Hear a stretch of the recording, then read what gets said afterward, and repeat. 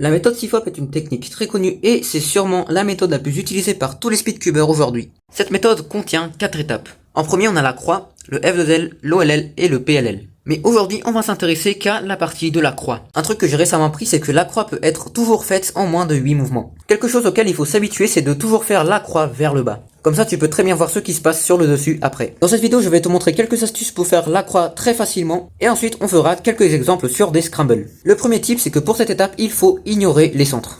Par exemple, je vois beaucoup de personnes qui, quand ils ont déjà une pièce bien alignée sur le centre blanc, ils vont l'aligner avec le centre. Et là, on peut voir que j'avais cette pièce verte que je pouvais tout simplement venir mettre comme ceci. Voilà, donc en ignorant le centre rouge, comme ça après on va venir l'aligner et on peut voir que j'ai déjà 2 pièces bien faites. Donc le truc qu'il faut faire en premier, c'est de résoudre toute la croix pour après l'aligner avec les bons centres. Donc je vais faire un exemple sur ça, donc là on peut voir que j'ai déjà une pièce bien placée autour du centre blanc. Et là ce qu'on va faire, c'est d'essayer de pas aligner directement la pièce. On va voir déjà ce qu'on peut faire. Donc ça va pas être évident du premier coup, mais vous allez voir avec la pratique, ça devrait devenir très facile. Donc ici on a vu qu'on a déjà une arête blanche verte, c'est déjà bien placé. Ici on peut voir qu'on a une arête blanche rouge, donc on va voir où va le centre rouge par rapport au centre vert. Donc moi j'ai pas besoin de le faire parce que je sais déjà où il va. Mais pour les débutants, donc pour ceux qui savent pas encore faire ça, c'est une bonne idée de déjà voir comment sont arrangés les centres. Donc là j'ai vert et on peut voir qu'à gauche du vert j'ai le rouge. Ce qui veut dire qu'ici je peux tout simplement mettre cette pièce rouge comme ceci autour de la croix. Donc comme ça on peut voir que j'ai déjà 2 pièces en un seul mouvement. Ensuite je sais que à gauche de rouge il va bleu, donc du coup cette pièce elle va aller là. Donc ce que je peux faire là, c'est que je peux faire un D' pour venir ensuite placer la bleue comme ceci. Et donc par pure logique, la dernière pièce qui est juste ici, je peux tout simplement l'insérer ici parce que c'est le dernier slot qu'on a. Donc on peut voir qu'ici, une fois que j'ai la croix, je peux effectivement aligner la croix avec les bonnes couleurs. Un autre titre que je peux vous donner, c'est le 3 mover ou le 3 mover, si vous voulez avec l'accent anglais.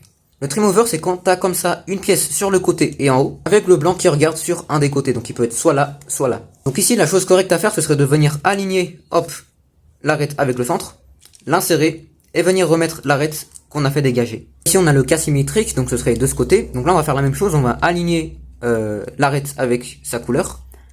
On l'insère et on vient remettre l'arête qu'on a fait dégager. Donc ça c'est aussi quelque chose que tu dois essayer de prédire pendant l'inspection, parce que si tu arrives à mettre trois arêtes déjà bien facilement, ce que tu peux faire c'est tout simplement faire ça, et tu peux le faire de manière très rapide, et on dirait même pas que c'est 3 mouvements parce que c'est tellement rapide que voilà, tu les vois même pas passer. Type 3, c'est de utiliser une pièce que tu vas insérer pour en insérer une autre. Donc ça peut arriver quand tu as une arête qui peut s'insérer en un seul mouvement, par exemple.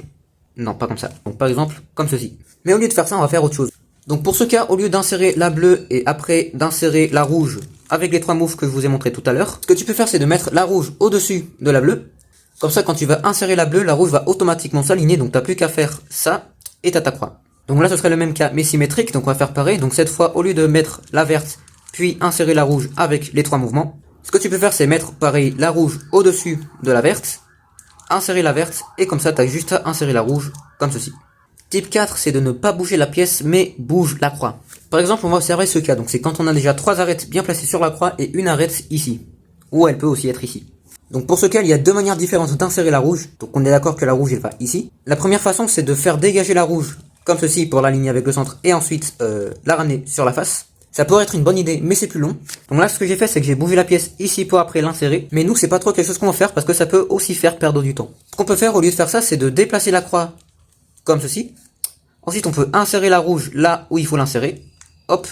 Et réaligner la croix. Ça a pris beaucoup moins de mouvements, donc ça a pris 3 mouvements. Alors que pour l'autre que j'ai fait tout à l'heure, ça en a pris 5. Donc je vais faire une petite comparaison rapide des deux. Donc là, on a la première. Hop. Donc c'est aussi très rapide, mais c'est pas ce qu'il y a d'idéal à faire. Mais au lieu, on peut juste faire ça.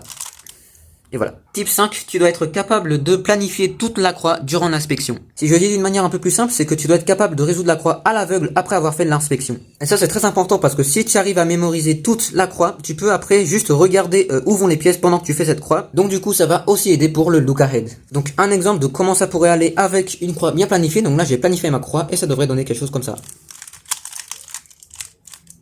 Donc maintenant qu'on a ça en tête, on va commencer avec des exemples, parce que c'est aussi en regardant des exemples que vous allez faire des meilleures croix. Donc ici je vous laisse le scramble si vous voulez l'essayer sur votre cube, donc vous pouvez mettre la pause et essayer de planifier votre croix, et ensuite vous pouvez démettre la pause pour qu'on voit la solution ensemble. Donc moi j'ai déjà planifié ma solution, donc on va la faire ensemble.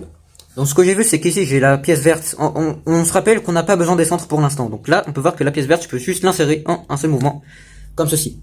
Et j'ai aussi vu que là derrière j'ai une pièce orange que je peux aussi insérer très facilement ici, pour avoir nos 2 couleurs correctes. Parce que si on regarde sur un tube résolu, ici du coup on aura vert et ici orange. Donc ça veut dire que c'est bon. Un truc aussi auquel il faut faire attention, c'est pas faire de rotation pendant que tu fais ta croix.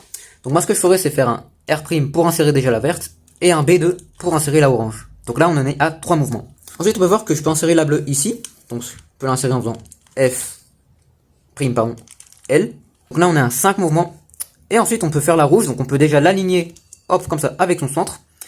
Et là rappelez-vous, c'est au lieu de la faire sortir, je peux bouger la croix pour l'insérer. Et donc on est à exactement 8 mouvements. Donc voilà le second scramble. Donc on peut voir qu'ici j'ai plusieurs choix. Donc en premier je peux insérer celle-ci ou celle-ci en un seul mouvement. Mais si j'insère celle-là, après celle-là elle va se retrouver ici, ce qui n'est pas un cas très favorisant comme on dit. Au premier j'ai vu que je peux juste insérer la rouge, comme ça. Ensuite je peux venir insérer la orange ici, donc on se rappelle que orange ça va opposer à rouge, donc c'est-à-dire que celle-là elle va là. Donc là encore une fois c'est qu'au lieu de faire bouger la pièce, je vais faire bouger la croix, donc je peux simplement faire un D', pardon, pour insérer ensuite la orange. Et on peut voir qu'ici après j'ai la verte qui vient se positionner ici, parce que je vous rappelle que vert il va à gauche de orange, donc je peux pareil l'insérer comme ceci. Après j'ai la dernière pièce qui est là, donc pareil ici je peux bouger la croix, rappelez-vous qu'il faut bouger la croix et pas la pièce, comme ceci, pour insérer la dernière pièce. Et on a notre croix, donc maintenant on a juste à l'aligner. Donc voilà un troisième scramble.